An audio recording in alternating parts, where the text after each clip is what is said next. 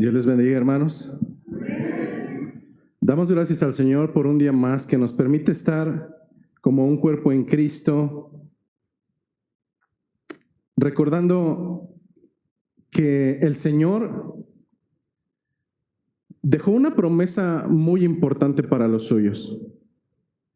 Recordamos al principio de Hechos de los Apóstoles cómo es que anunciando su partida próxima a través de una muerte cruel, la más cruel que se conocía en el tiempo de los romanos, por obviedad los suyos estaban tristes. Nuestro Señor se irá. Pero el Señor tranquilizó sus corazones y les dijo: pero no los dejaré solos, porque yo mandaré a un abogado, el Paráclitos, el Consolador. Y si tú eres creyente, hermano, esa realidad es para ti y esa realidad es para cada uno de nosotros. El Señor ciertamente se encuentra reinando desde ya a la diestra de nuestro Dios. Y sé que el trayecto en esta tierra es complicado y que vendrán tribulaciones y vendrán dificultades, pero no estamos solos. El Señor ha dejado su Espíritu en medio de nosotros de tal manera que el mismo Dios en esta mañana está entre nosotros. Por tanto, como cada semana lo recordamos, es necesario que a través de la predicación de la palabra realmente tengamos reverencia y busquemos que los que están a nuestro alrededor guarden esa reverencia, desde el más pequeño hasta el más anciano, por una sola razón. Porque el Señor no solamente permitirá que estemos hablando de parte de Él, sino que en esta mañana estaremos delante de Él. Así es que vamos a nuestras escrituras y vamos a dar continuidad a la exposición de Hechos de los Apóstoles, habiendo la semana pasada concluido al versículo 50. El día de hoy daremos continuidad de los versículos 51 a 60. Hechos de los Apóstoles, capítulo número 7, y vamos a abarcar de los versículos 51, debido a que la semana pasada abarcamos del 44 al 50, Hechos 7, 51. Dice la palabra de nuestro Señor en esta mañana, comienza con palabras muy fuertes: duros de cerviz e incircuncisos de corazón y de oídos. Vosotros resistís siempre al Espíritu Santo, como vuestros padres, así también vosotros. ¿A cuál de los profetas no persiguieron vuestros padres y mataron a los que anunciaron de antemano la venida del justo, de quien vosotros ahora habéis sido entregadores y matadores? Vosotros que recibisteis la ley por disposición de ángeles y no la guardasteis. Oyendo estas cosas, se enfurecían en sus corazones y crujían los dientes contra él. Pero Esteban, lleno del Espíritu Santo, puestos los ojos en el cielo, vio la gloria de Dios y a Jesús que estaba a la diestra de Dios, y dijo: he aquí, veo los cielos abiertos y al Hijo del Hombre que está sentado, está a la diestra de Dios. Entonces ellos, dando grandes voces, se tapaban los oídos y arremetieron a una contra él, y echándole fuera de la ciudad, le apedrearon.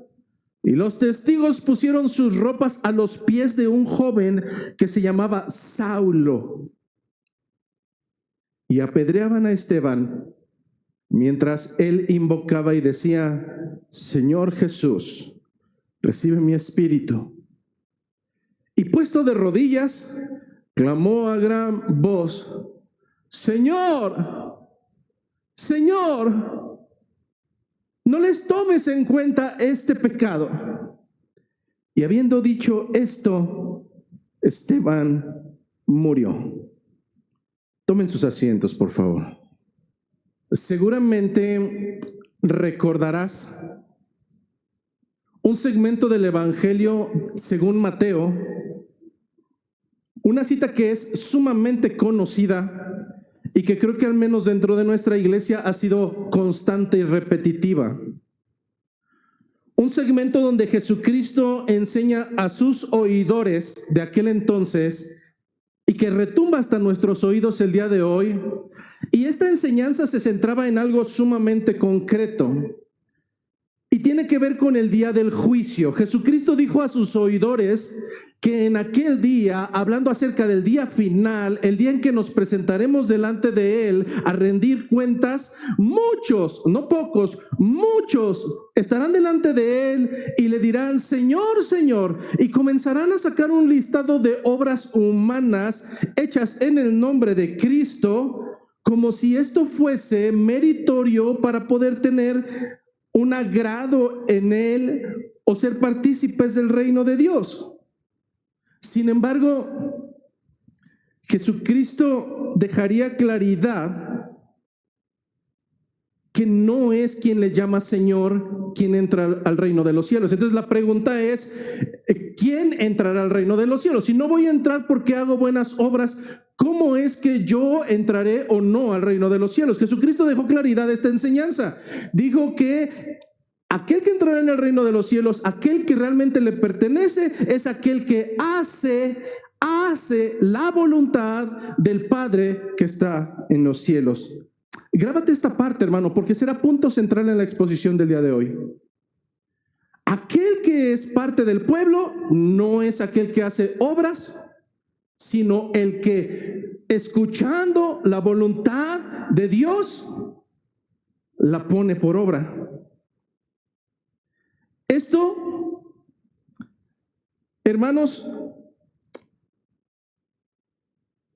retumba hasta el día de hoy debido a que el juicio que emite Cristo contra estos que se presentan delante de Él es sumamente desconcertante para ellos.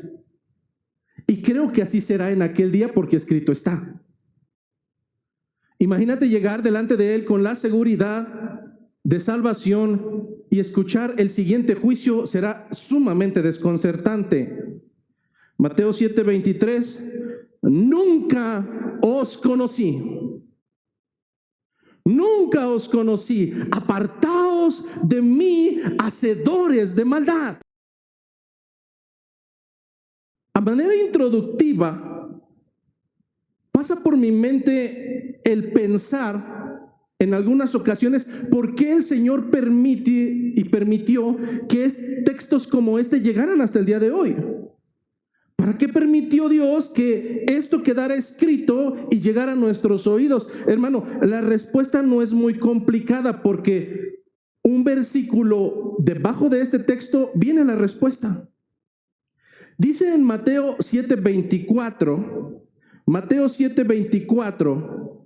continuando esa misma charla Jesucristo, que cualquiera pues que me oye estas palabras y las hace, entonces dice Jesucristo, le compararé con un hombre prudente. ¿Qué es un hombre prudente? Un hombre sabio, un hombre inteligente que toma consejo y por tanto es prudente. Cualquiera que me oye estas palabras y las hace, entonces le compararé con un hombre prudente que edificó su casa sobre la roca, y entonces cuando descendió la lluvia y vinieron ríos y soplaron vientos y golpearon contra aquella casa, esa casa no cayó. ¿Por qué? Porque esa casa prudentemente estaba fundada sobre la roca. Pero la explicación de Jesucristo no concluye ahí. Jesucristo continúa diciendo que así como hay hombres prudentes que escuchan y entonces hacen un cambio, de la misma manera dice, versículo 26, pero cualquiera que me oye estas palabras y no las hace, entonces le compararé a un hombre insensato. ¿Qué es un hombre insensato? Un hombre tonto, un hombre necio. Eso es un insensato. El que le dan consejo no lo escucha y por consiguiente no lo pone por obra. Este hombre insensato continúa diciendo: Cristo edificó su casa sobre la arena. Y descendió la lluvia y vinieron ríos y soplaron vientos y dieron con ímpetu contra aquella casa y cayó y fue grande su ruina. Pastor, ¿y esto por qué es una manera introductoria para el día de hoy si nos tiene acostumbrados a historias? La misma palabra hoy nos da entendimiento que cerca de 100 personas están hoy sentadas aquí. Esas 100 personas promedio estarán expuestas a la palabra, a la reprensión, al consejo de Dios.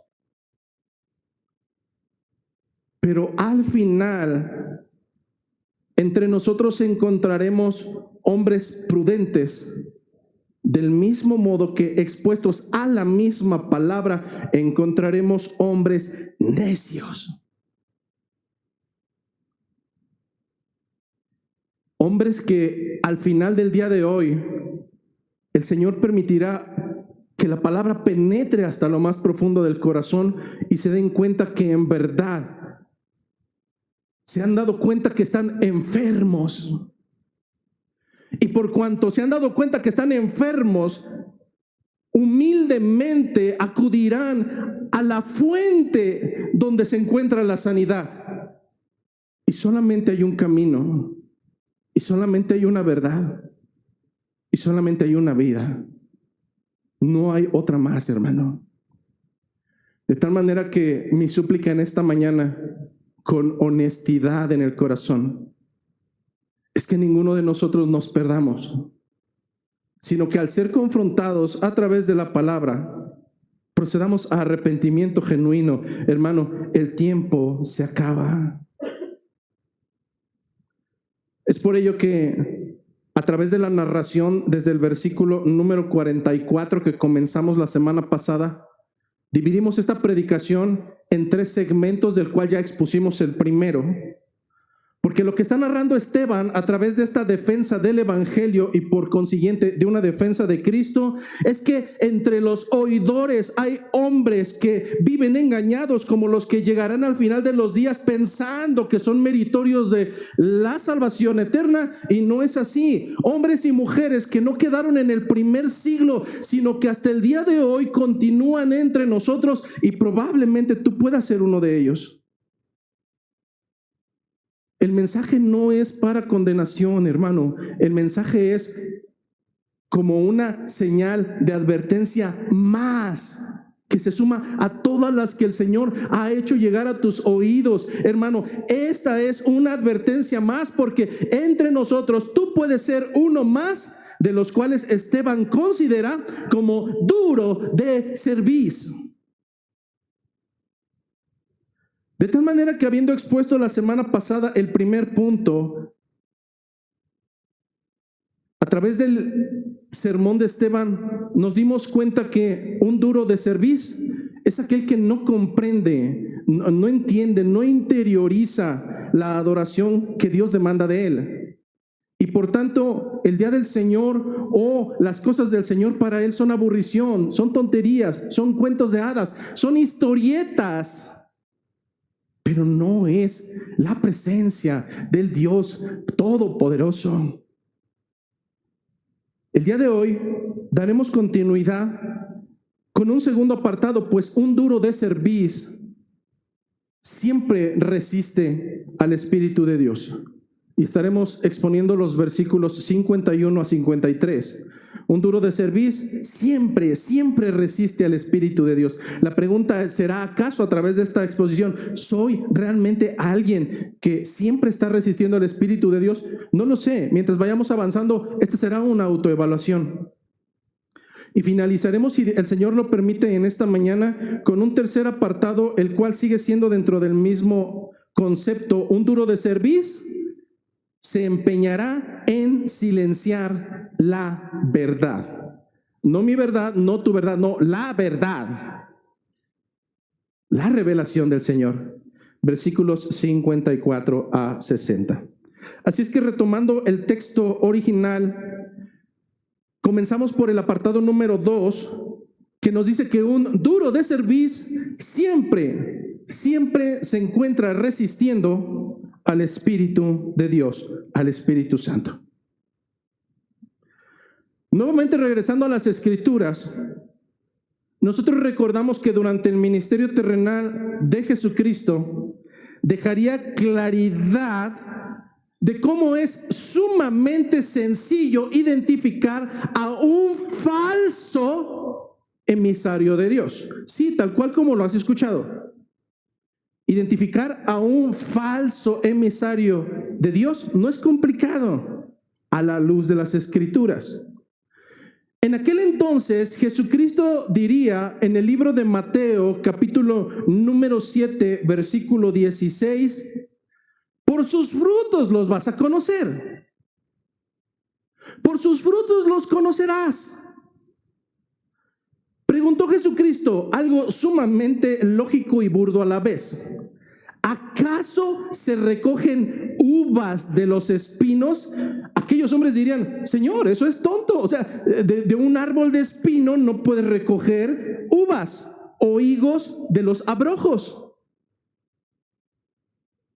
Jesucristo continúa diciendo, así todo buen árbol, de la misma manera en que no puedes obtener uvas o higos de los espinos, así todo buen árbol da buenos frutos.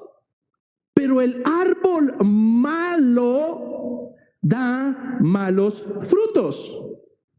No puede el buen árbol dar malos frutos, ni el árbol malo dar buenos frutos. Todo árbol que no da buen fruto es cortado y echado en el fuego. Así que hermanos, a los falsos por sus frutos les conocerás. Esteban, en el contexto que estamos revisando, ha expresado ya de manera anterior cuáles son cada uno de los frutos, no solamente presenciales, sino históricos de sus acusadores. Recordando que no son cualquier persona los que están lanzando una acusación, son los integrantes del Sanedrín. Pero Esteban ha expresado delante de ellos los frutos que les distinguen y por tanto, sin titubear, Esteban llega a un veredicto totalmente concreto y certero. Ustedes son duros de cerviz, incircuncisos de corazón, incircuncisos de oídos, hombres que siempre resisten al Espíritu de Dios, así como lo han hecho a lo largo de la historia sus padres. Es interesante identificar los tres conceptos esenciales que distinguen a un duro de cerviz. A uno que, estando dentro de la religiosidad aparente, en verdad sus frutos no son los esperados de un buen árbol. Y entonces identificamos que Esteban hace un primer concepto distintivo de aquellos hombres duros de cerviz. Un concepto que implícitamente la semana pasada hemos dejado claro. Un concepto que se toma de la agricultura y que para estos hombres no era extraño, pues era algo muy común. Decir duro de cerviz era un concepto que era traído de aquellos animales destinados para cosechar, para sembrar, y que sin embargo eran animales necios, animales rígidos, que queriendo ponerles la yunta, ellos no querían, eran duros de cerviz, eran rebeldes. Lo que está diciendo Esteban a estos hombres es eso: ustedes son desobedientes. Esta expresión había sido utilizada ya en el libro del Éxodo de parte de Dios, y fue utilizada para aquellos hombres que en su necedad, habiendo sido libertados de cautiverio, seguían totalmente rebeldes delante de Dios y prefirieron hacerse un ídolo. Es donde el Señor les llama entonces en Éxodo 33, ustedes son duros de cerviz, son necios como animales, rebeldes. Sin embargo, esta no es la única acusación que lanza ahora Esteban en esta defensa. Hay una segunda categorización que hace implícita para sus acusadores, de acuerdo, no a su percepción, hermano, de acuerdo a los frutos que ellos han dado. Esta segunda acusación les dice incircuncisos. Oh, hermano, eso para un judío es un golpe directo a la cara. Como si te agarraran con un ladrillo y te lo dieran intencionalmente en la cara. Eso te dejaría totalmente shock. ¿Por qué llamarle incircunciso a un judío es una ofensa gravísima? Si nosotros recordamos la parte histórica, en el libro de Génesis, capítulo número 17, Dios toma la iniciativa nuevamente, recordando que en todo esto que narró Esteban, la palabra Dios se repite 20 ocasiones, 20. Es Dios quien te sacó de la tierra de Egipto, es Dios quien hizo el pacto, es Dios quien te tuvo misericordia, es Dios. Entonces, recordando esto, recordemos que el pacto, iniciativa por parte de Dios y no por parte de Abraham, fue una promesa generacional que se vería reflejada a través de una señal externa.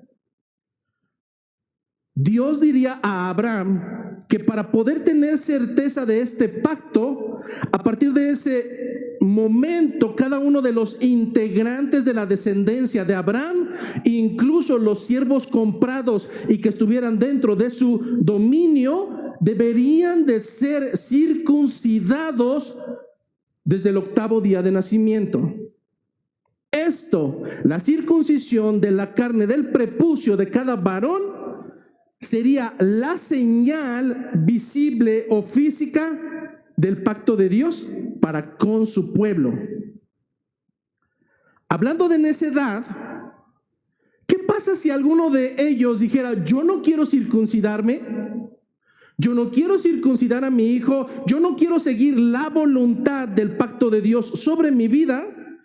Génesis 17:14 lo contempla inmediatamente, diciendo Dios: pero el varón que no hubiere circuncidado la carne de su prepucio,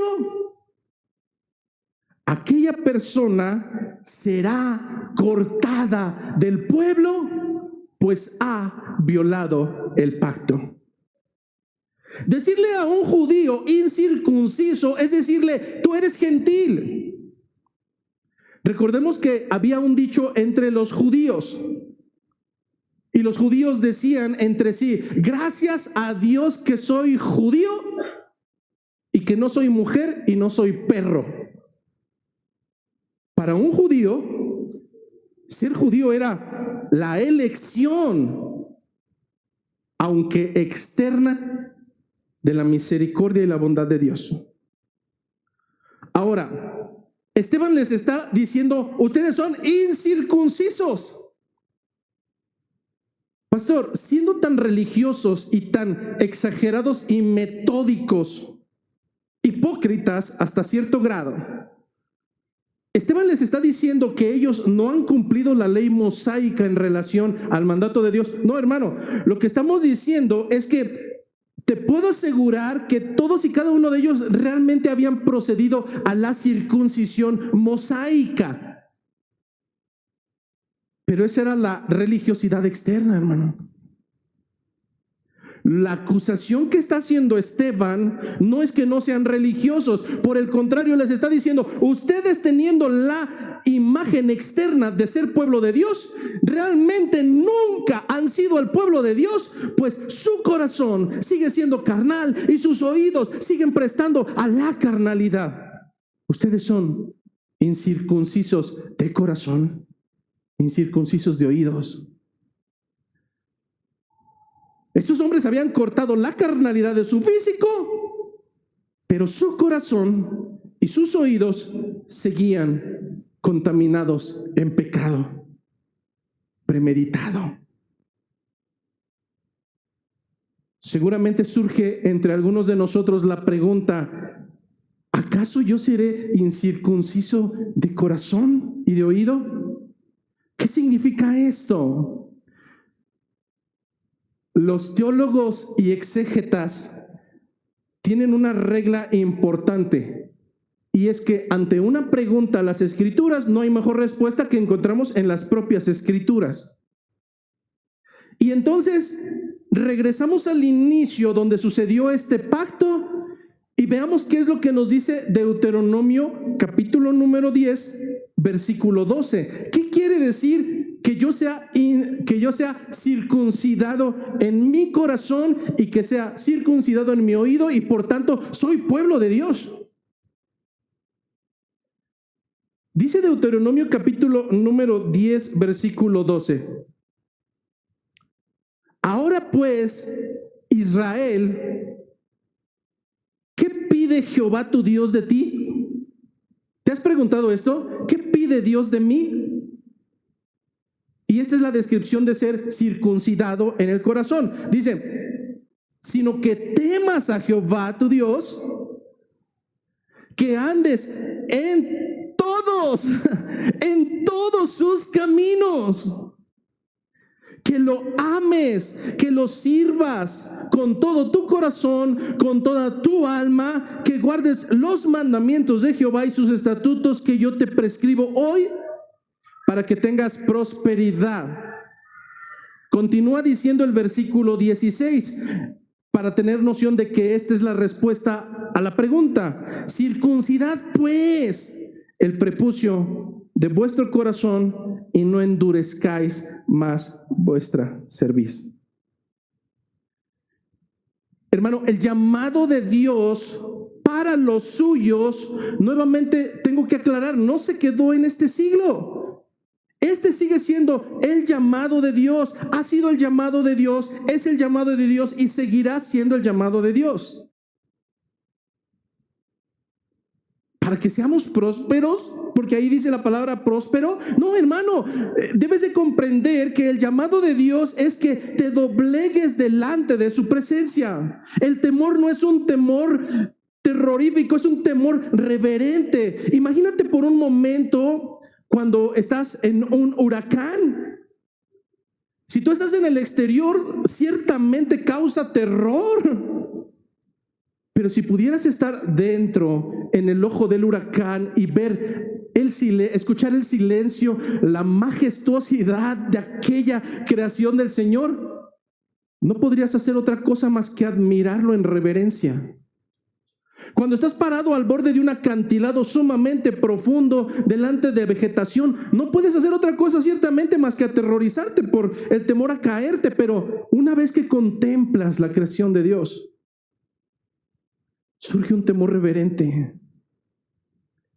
El temor que el Señor pide hacia Él es un temor que te mueva a dejar de ser desobediente.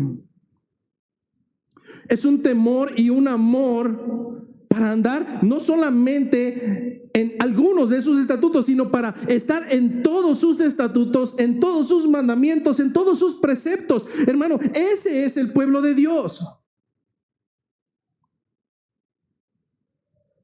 Una vez que Esteban ha narrado la historia del pueblo de Israel, podemos ver cómo es que Dios ha cuidado el corazón, ha escuchado el clamor de su pueblo y pide que andemos en sus mandatos en obediencia. Eso debería de hacer el pueblo. ¿Fue eso lo que hizo el pueblo de Israel? ¿Fue eso lo que hicieron ahora los miembros del Sanedrín? No, hermano, por el contrario, llega a la conclusión Esteban que estos hombres religiosos que le llamaban Señor, Señor, en realidad los frutos dan cuenta que ellos lo único que hicieron fue siempre, al igual que sus padres y ellos, siempre resistir al Espíritu de Dios. Una palabra peculiar. ¿Y por qué peculiar?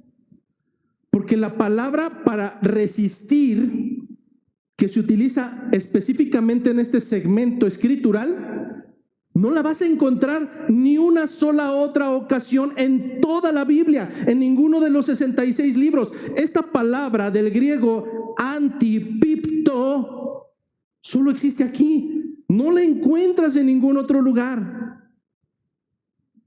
¿Qué quiere decir esta palabra griega antipipto?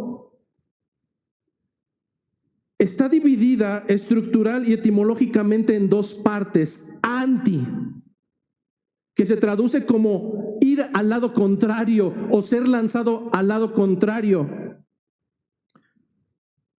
Pipto, ir. Entonces, lo que está diciendo Esteban a estos hombres es que aparentemente siempre estando en la presencia de Dios, aparentemente siempre estar en la alabanza del Señor, aparentemente siempre estando en oración, en ruego, en las esquinas donde todos los vieran, haciendo muchos actos de benevolencia religiosa, en verdad ellos siempre cayeron en una posición totalmente opuesta a lo que Dios estaba demandando de sus vidas. Un segundo concepto dice incluso que esta palabra se traduce como oponerse de manera agresiva. Pero lo más interesante es que Esteban dice, esto no es nuevo.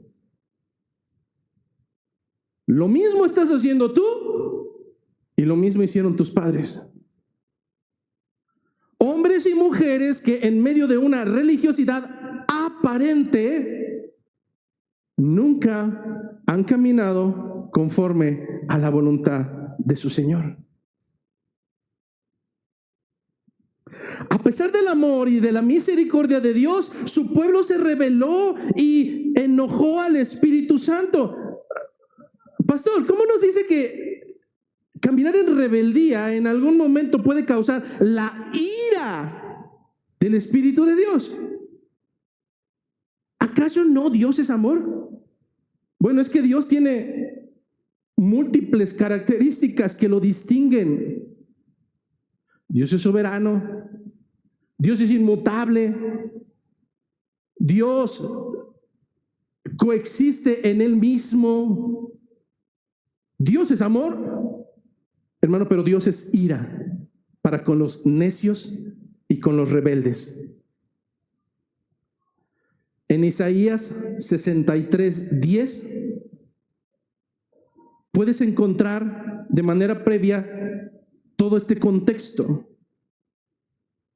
Mientras Dios les amó, tuvo paciencia una y otra vez, versículo 10, Isaías 63:10, mas ellos, hablando del ser humano, mas ellos fueron rebeldes e hicieron enojar su Santo Espíritu. ¿Qué implicación tiene esto, hermano? De verdad. ¿Por qué hablamos desde el inicio de falsas expectativas? ¿Por qué hablamos que en ocasiones podemos estar aquí domingo a domingo, pero en realidad mi cabeza y mi pensamiento están en cualquier otro lugar? ¿Por qué somos tan repetitivos en esto, hermano? Porque engañosamente el corazón nos puede decir que Dios nos va a tener paciencia. No, hermano, Dios no es solapador. Llegó un momento en el cual la misericordia de Dios tiene un límite. Llegará un momento en que la paciencia del Señor para contigo tenga un límite. Y entonces continúa diciendo Isaías, por lo cual se les volvió enemigo y él mismo peleó contra ellos. Llegará un triste momento en el cual, siendo y considerándote el pueblo de Dios, en verdad nunca lo hayas sido, por cuanto no andas en sus mandamientos, no amas al Señor, y entonces inmediatamente te convertirás en enemigo de Dios y Dios peleará contigo. Tal fue la rebeldía de aquel pueblo que Dios en cada momento les enviaba mensajeros. La palabra griega profete no es la que hoy utilizan a partir del surgimiento de un apóstata herético en 1830 que se nombró después de casi 2000 años como profeta. Y entonces, ¿qué pasó? No es la palabra que se utiliza para esta herejía que surge en 1830 y que persiste hasta el día de hoy. Hombres heréticos que se autodenominan los profetas de Dios. Pero hoy no es la intencionalidad de entrar en este tema. La palabra que se utiliza como profete se traduce como alguien que habla de parte de Dios porque ha sido enviado por él. Un profeta, tal cual como lo encontramos en las Escrituras, no es aquel que hoy nos venden y que te dice: mira cómo cae escarcha y diamante de los techos y la prosperidad. No, hermano, esas son, ya no quiero decir malas palabras, tonterías, herejías.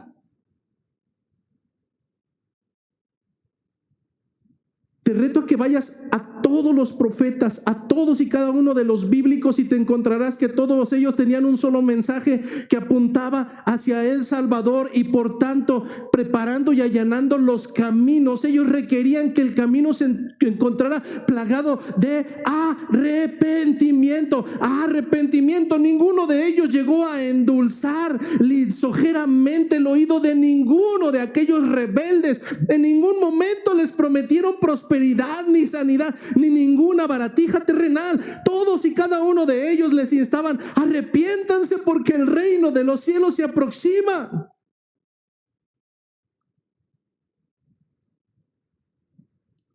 Todos y cada uno de ellos anunciaban la llegada de nuestro Salvador.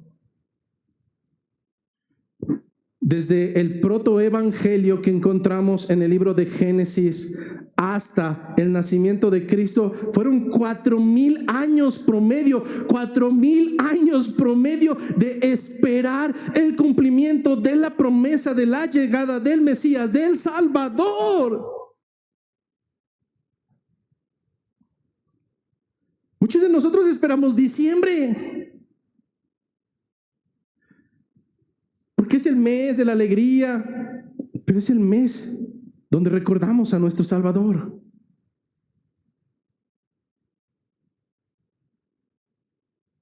Y siendo solo un año, escuchas ya por ahí de septiembre, octubre: ay, ojalá ya sea diciembre, ojalá ya sea diciembre. A lo mejor por las intenciones incorrectas, pero ellos esperaron 4000 años, 4000 años de esperar a mi Señor, a mi Salvador.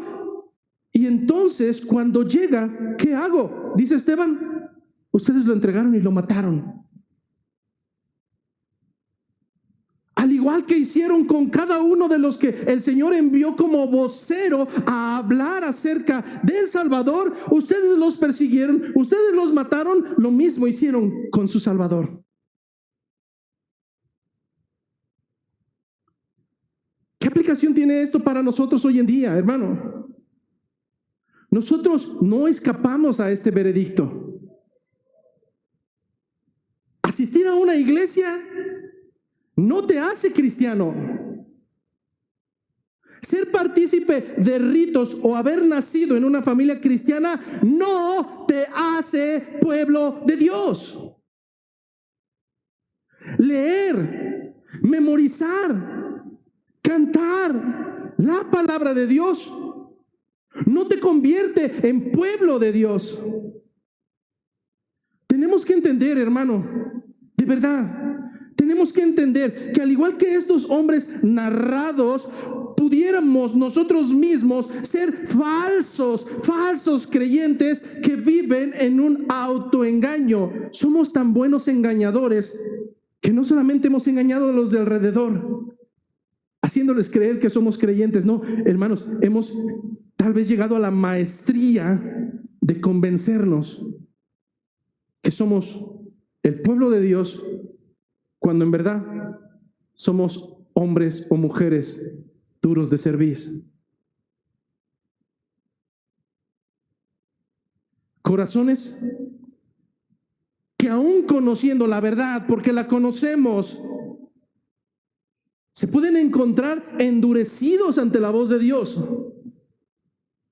Debemos comprender que un llamado que hace la palabra es a santidad, a obediencia, a sujeción a Cristo. Pero si hoy por hoy no somos esos hombres que responden delante de la presencia de Cristo con santidad, con obediencia y con sujeción a Él, entonces, mi estimado congregante, hay una alta probabilidad de que tú no seas el pueblo de Dios. Que seas engañado por tu corazón, uno más de aquellos hombres de dura cerviz que siempre se encuentran resistiendo al Espíritu de Dios. Así es que el llamado a través de esta primera parte del sermón, o segunda parte, como lo que queramos ver estructuralmente de Esteban, no es un llamado para los de la calle, no es un llamado para los gentiles, no es un llamado para los que estamos aquí dentro. Un llamado, hermano, de advertencia a tiempo. ¿Para qué? ¿Para echarle ganas? No, hermano, para que clames por misericordia. Porque ante tanta necedad y ante tanta misericordia que el Señor ha tenido contigo, haciéndote llegar la advertencia una y otra y otra y otra vez, y seguir caminando como aquellos animales de yunta, solamente puedes clamar por misericordia. Pues Él es quien transforma los corazones. Él es quien convence a través de su Espíritu de pecado, de justicia, de juicio. Las acusaciones de Esteban no fueron infundadas. ¿Has escuchado en ocasiones de que, ay, es que me dijo y es que me catalogó de mentiroso y no lo eres? Ah, sí. Lo que está haciendo Esteban es eso, hermanos.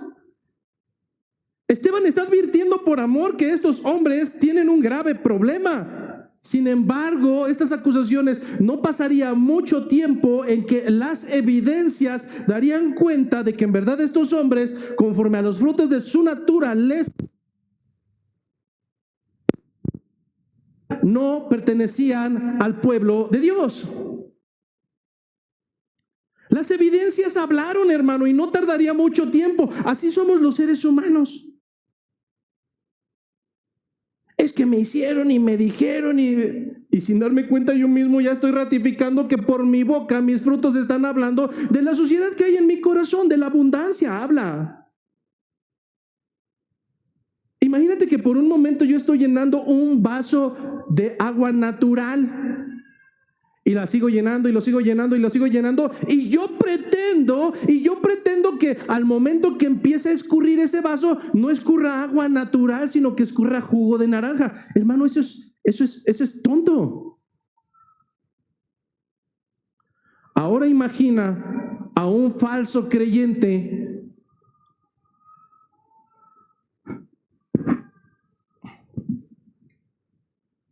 que al momento en que empieza a desbordar su boca, sus ojos, su corazón, no puede otra cosa más que derramar suciedad y pecado.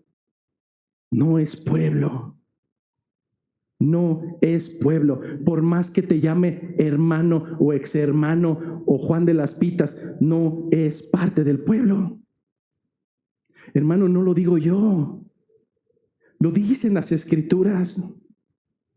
No te apartes de los gentiles que pecan, no te apartes de los gentiles que hacen esto o aquello. Más bien, apártate de aquellos que, diciéndose hermanos, lo siguen haciendo. Es que no lo digo yo.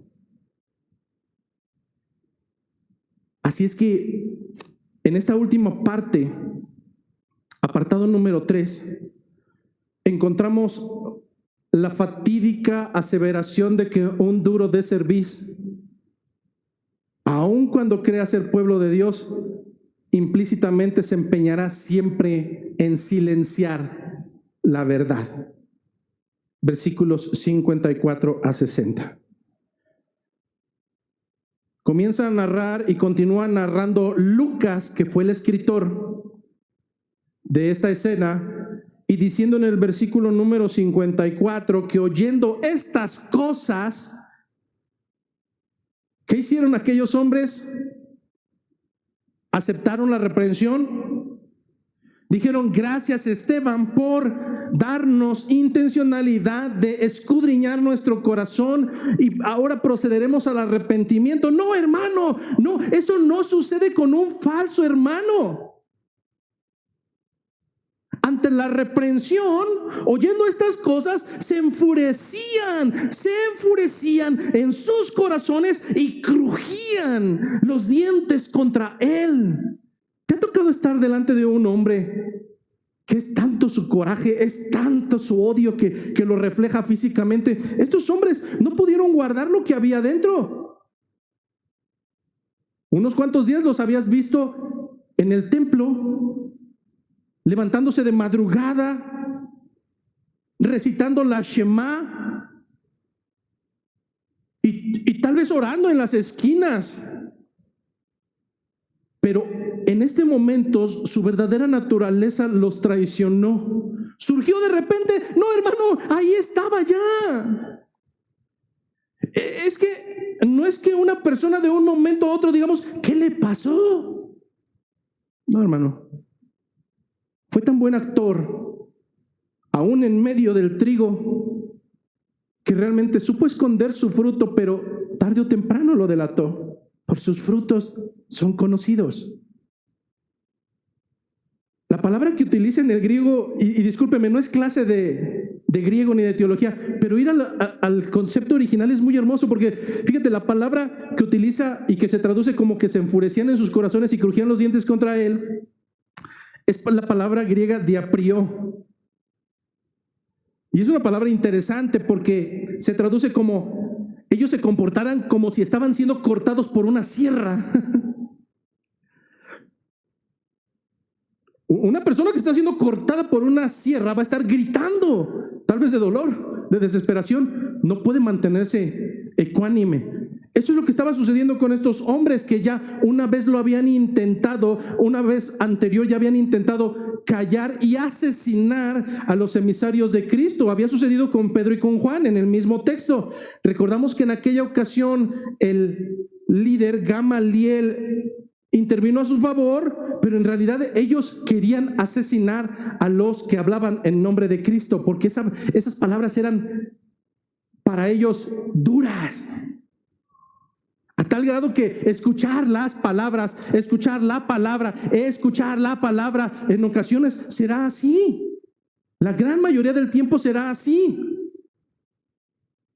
¿Quién se cree este barbaján? ¿Quién se cree este maldito? ¿Por qué nos dice que tenemos? ¿Por qué me reprende? ¿Por qué me exhorta?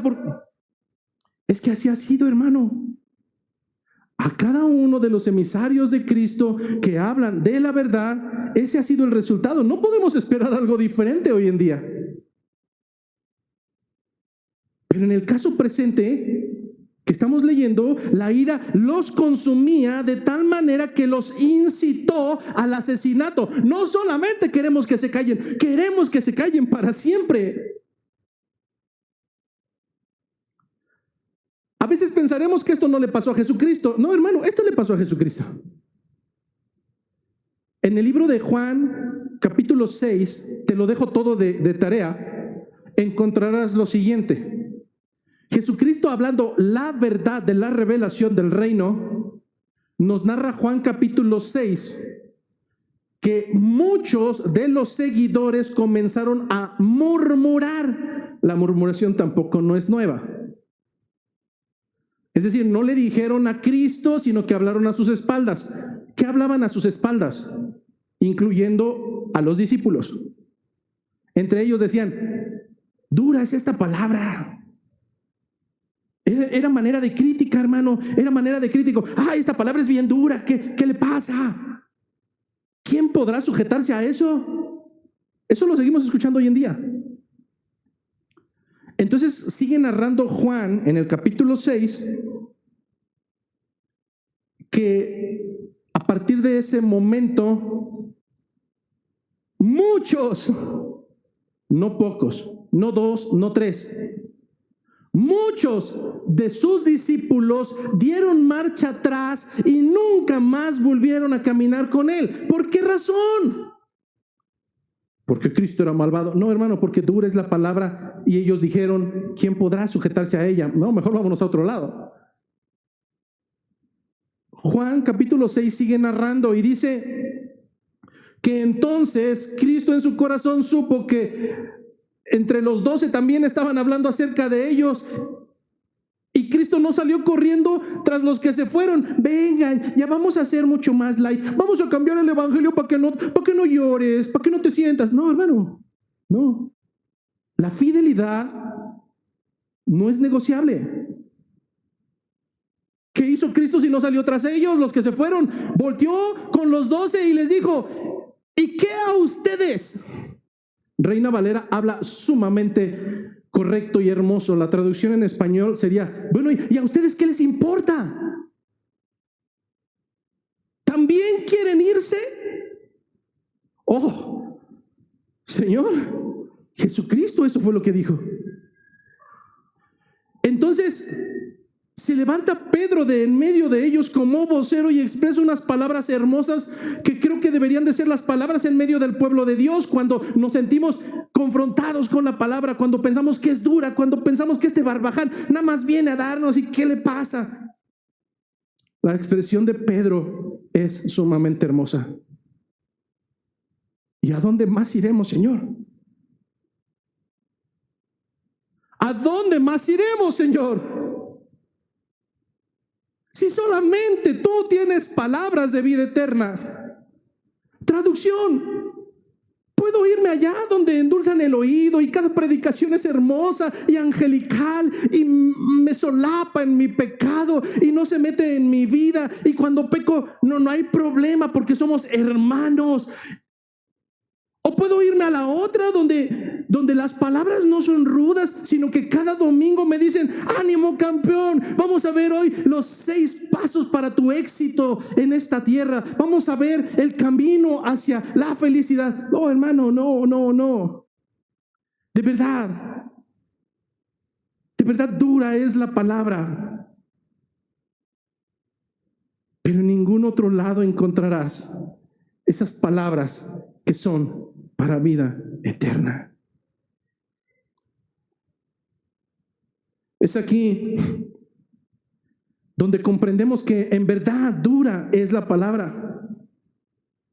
¿Por qué debe de ser dura la palabra, pastor?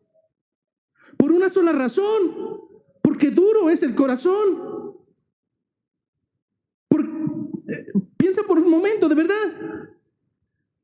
¿Cómo es que tú tratas con un callo en el pie?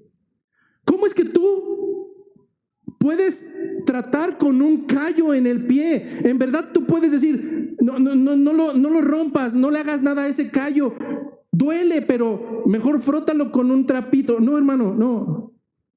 Para eliminar ese dolor tienes que romper y tienes que despedazar para que la carne vuelva a tener regeneración. Así es Dios con nosotros. La palabra es dura, es muy dura, hermano. Confronta, penetra, duele. Pero gracias al Señor que su palabra es dura, porque duro es nuestro corazón.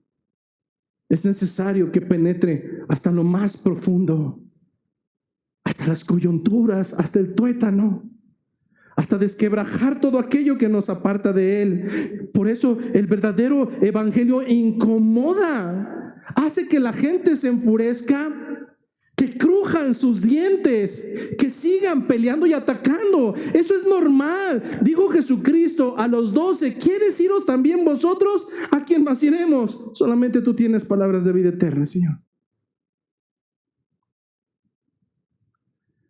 La pregunta es, bueno, pastor, es que usted nunca se ha topado con gente agresiva y ruda. No, hermano, sí. Sí. Yo sé que a veces cuando sucede así, Nuestra naturaleza de Saulo quiere sacar el machete y hacer mil cosas. Hermano, eso es natural. Pero aquí debemos comprender que delante de la actitud de un emisario falso, la naturaleza de uno verdadero tiene que surgir. Y el mismo ejemplo lo tenemos en el texto que nos narra Lucas acerca de Esteban. Mientras estos hombres hervían en furia, ¿qué hacía Esteban? ¿Qué hizo Esteban? En el versículo 55, Lucas nos narra que Esteban vio la gloria de Dios y a Jesús sentado a la derecha de Dios. Así lo externó delante de sus acusadores, y esto, lejos de causar reverencia de los escuchantes, no hizo sino más encender su rabia en supremacía. Consideraban que Esteban estaba blasfemando. Hasta el día de hoy, los judíos, en medio de sus oraciones, recitan al menos en 3 ocasiones al día una lectura o un credo que le llaman la Shema. Y esta oración comienza con un texto bíblico que se encuentra en Deuteronomio capítulo 6, y seguramente lo has escuchado. Ellos dicen: oye Israel, Jehová nuestro Dios, Jehová uno es. Imagínate que eso lo recitas 3 veces al día o más. La Shema. ¿Los has visto así recitando? Eso es lo que están orando. Ahora imagínate a un hombre que es acusado de blasfemo, viene y nos insulta y nos dice incircuncisos y duros de corazón, y ahora nos dice que mientras lo estamos apedreando, entonces, mientras lo estamos acusando, él dice que está viendo la gloria de Dios, y que no solamente eso, sino que ve al Hijo de Dios a un costado. Entonces, este hombre está atentando contra el monoteísmo, me está diciendo que hay dos, cuando Jehová nuestro Dios uno es. Este hombre es un blasfemo. La ley de Moisés tenía contemplado que para un blasfemo solamente había un destino. En Levítico 24:16 nos dice que todo blasfemo del nombre de Dios tiene que morir. Y la muerte era a mano de sus acusadores, de los testigos. Pero recordemos que eran testigos falsos. Pero a ellos no les importó. A ellos no les importó saber que eran testigos y además falsos. Que en verdad nunca hubo una herejía, pero ahora es el momento. La ley mosaica, Levítico 24, debe morir apedreado hasta el último respiro. Y eso fue lo que hicieron estos hombres. Sin una ley que lo dictaminara, ellos tomaron la ley en sus manos, y el versículo 58 del texto base nos dice que entonces, echándole fuera de la ciudad, le apedrearon, y los testigos pusieron sus ropas a los pies de un joven que se llamaba Saulo.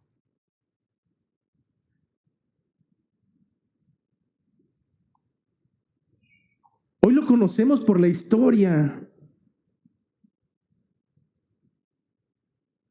Pero en aquel momento, la primera ocasión que se menciona su nombre es en una escena donde más adelante nos dice el capítulo 8, versículo 1, que no solamente estuvo presente, él consintió en que lo asesinaran. A este hombre llamado Saulo lo vamos a seguir viendo a lo largo de toda la exposición de Hechos de los Apóstoles, pero en ese justo momento, Saulo se consideraba a sí mismo un ejemplo de ser el pueblo de Dios. Él, en este justo momento, aún consintiendo con un asesinato, está totalmente convencido, autoengañado de que inequívocamente él es parte e integrante, por tanto, del pueblo de Dios. delante de los ojos humanos, escucha esto bien, delante de los ojos humanos, incluso Saulo era un ejemplo de lo que es ser integrante del pueblo de Dios. Delante de los ojos de Dios no. En ese momento, delante de los ojos de los hombres, Saulo era un ejemplo a seguir. Delante de los ojos de Dios, él era un enemigo de Cristo.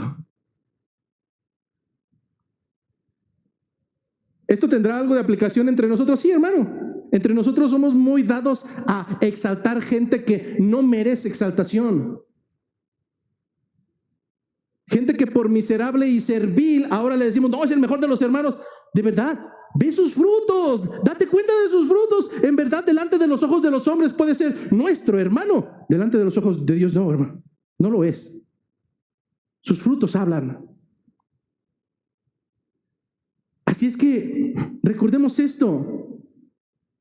En este momento, el árbol bueno debería de dar buenos frutos, pero no, el árbol bueno estaba dando malos frutos. Por sus frutos les conocimos. ¿Acaso esto sucede y es la enseñanza de la cristiandad? Veamos qué es lo que dijo Cristo en relación a esto. Traducción. Toda persona que cruce por esa puerta y que llegue conmigo y me diga, hermano, yo le digo, hermano, no, de verdad, no puede ser así. Imaginemos otro que ya no está con nosotros y sus evidencias están dando claridad de que no es parte del pueblo. ¿Estoy obligado a llamarle hermano? Por supuesto que no. Pero no me creas a mí, de verdad. Quiero que hoy te lleves la enseñanza de Cristo. En el libro de Lucas, capítulo 8, versículo 19, se nos narra un texto que paralelamente también lo vas a encontrar en Mateo y en Marcos. La misma historia, la misma narración. Quiero que veas cómo actuó Jesucristo en relación a su parentela terrenal. Dice Lucas 8:19. Entonces su madre y sus hermanos vinieron a él. ¿De quién está hablando? De su madre genética y de sus hermanos terrenales. Entonces su madre y sus hermanos vinieron a él, pero no podían llegar hasta él por causa de la multitud. Imagínate el escenario. Jesucristo ya es muy famoso terrenalmente hablando. La gente por multitudes lo sigue. Habla con tal autoridad y tal doctrina que se arremolina la gente para poderlo escuchar. A tal grado que incluso cerca del mar del Galilea tiene que montarse en una lancha para poder predicar. Pero en esta ocasión está probablemente en una casa, nos narra otro de los evangelios. Está totalmente atestado, ya no cabe nadie más. Llega uno hasta el frente y le dice, Señor, tu madre y tus hermanos están fuera y quieren verte. Su madre terrenal y sus hermanos de sangre. ¿Qué responde Jesucristo? Él entonces respondiendo les dijo, mi madre y mis hermanos son los que oyen la palabra de Dios y la hacen. Bienvenido a la enseñanza escritural. Aquellos hombres agresivos no eran el pueblo de Dios. Ellos habían demostrado por evidencia que eran enemigos de Cristo. Por tanto, no eran parte del pueblo. Por tanto, no eran hermanos de los creyentes. Mientras el pueblo de Dios está apedreando a Esteban, mientras el pueblo de Dios está apedreando a Esteban, ¿cómo responde el blasfemo Esteban? Versículo 60. Clamando a gran voz. Pero es el blasfemo a los ojos de los hombres. ¿Qué hizo este blasfemo mientras era apedreado por el pueblo de Dios? Clamaba a gran voz diciendo, Señor, no les tomes en cuenta este pecado. No les tomes en cuenta este pecado. No les tomes en cuenta este pecado. Y habiendo dicho esto, nuestro hermano Esteban murió. Esteban no solamente se decía ser seguidor de Cristo. Recapitulo. Esteban no solamente se decía ser de Cristo seguidor. Hasta el último momento de su vida, hasta el último aliento en esta tierra, Esteban actuó en imitación a su Señor y a su Salvador. No solamente dijo seguidorse de Cristo, actuó en imitación a su Señor hasta el último de sus suspiros. Al llegar al final de esta predicación, hay muchas conclusiones. Muchas, hermano, muchas. Número 1, la dureza del corazón no es un problema del pasado. No, hermano, no es un problema del pasado. La realidad es que aún en el presente, la verdad de Dios sigue confrontando al hombre y éste opta por resistirla. Porque su corazón es duro y es engañoso. Hasta el día de hoy, podemos ocultar nuestra rebeldía detrás de prácticas cristianas, aunque solamente externas. Porque la realidad es que habrá ocasiones en que nuestro corazón siga siendo aquel que sigue duro y sin transformación interior. Por tanto, una de las conclusiones certeras en esta mañana es que no se trata de conocer mucha palabra, hermano, no se trata de memorizar mucha palabra, y no estoy en contra de ello, estoy a favor, pero no se trata de conocer la palabra, sino de sujetar tu vida entera a la palabra.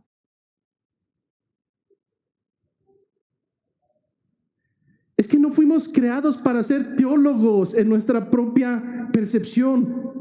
Fuimos creados, de acuerdo al Catecismo de Westminster, para la gloria y la honra de nuestro Señor.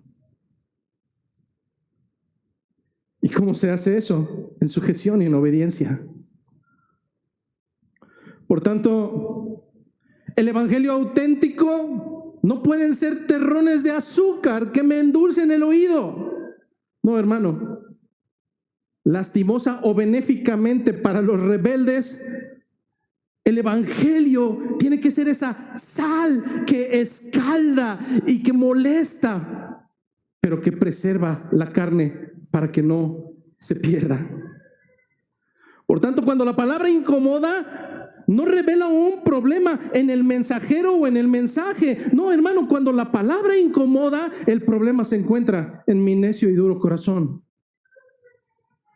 Jesús lo declaró con claridad. El verdadero pueblo de Dios es aquellos que oyen su palabra y la hacen.